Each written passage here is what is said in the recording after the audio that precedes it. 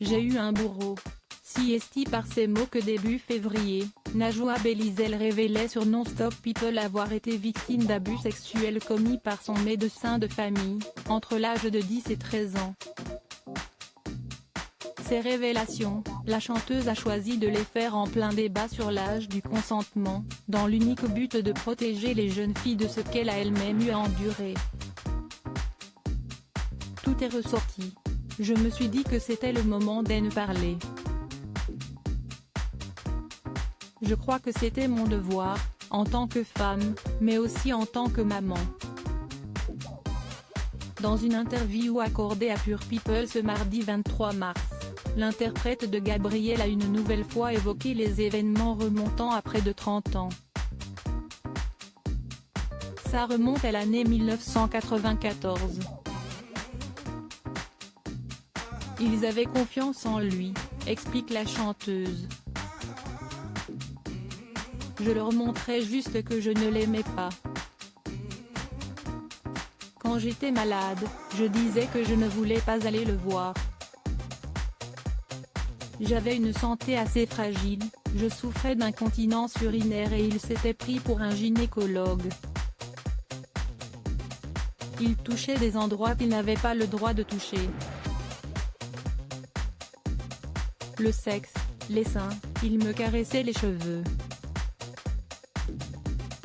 Toujours hantée par les gestes de son agresseur, Najwa Belizel se souvient de consultations traumatisantes durant lesquelles celui-ci l'a entraînée jusque dans le sous-sol de son cabinet. Il me montrait des photos à caractère pédopornographique pour me parler de l'érection chez un homme.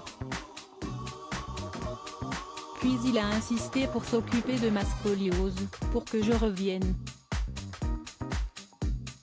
Il m'a fait descendre dans un sous-sol, m'a installé sur une table, avec une télévision, des bonbons. Je la revois cette scène. Il montait, il descendait, il remontait. Ses gestes étaient rapides.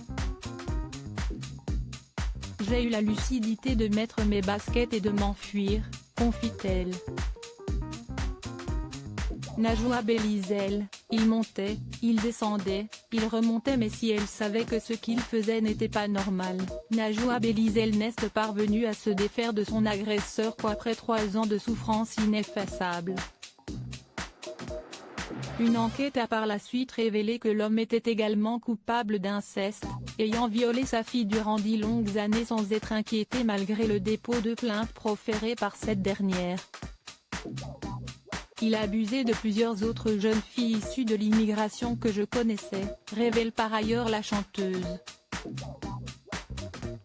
Mais cette dernière n'a jamais obtenu justice. Le 10 mars 2005, il s'est suicidé par pendaison. Maintenant, il faut vivre avec, s'attriste-t-elle. Aujourd'hui, Najwa Belizel vit loin de sa ville natale, Nancy, et partage sa vie à Paris avec le producteur Christophe Cazenave. Il m'a permis de faire ma résilience, assure-t-elle. J'ai une chance incroyable. Je lui ai tout raconté, parce que ça me touchait personnellement, intimement en tant que femme, dans mes rapports avec lui. J'avais un problème. Si est-il lui qui m'a poussé à en parler en écrivant, en 2006, le titre Dr Gel. À travers son œuvre teintée de magie, Najwa Belizel met un point d'honneur à défendre la cause féministe et celle de la protection de l'enfance. Elle travaille actuellement sur une extension de Rendez-vous. De la Lune au Soleil, son album sorti en 2019 dans lequel figure Que sont-ils devenus ? Un titre abordant le thème des enfants disparus dans la nature sans ne jamais être retrouvés.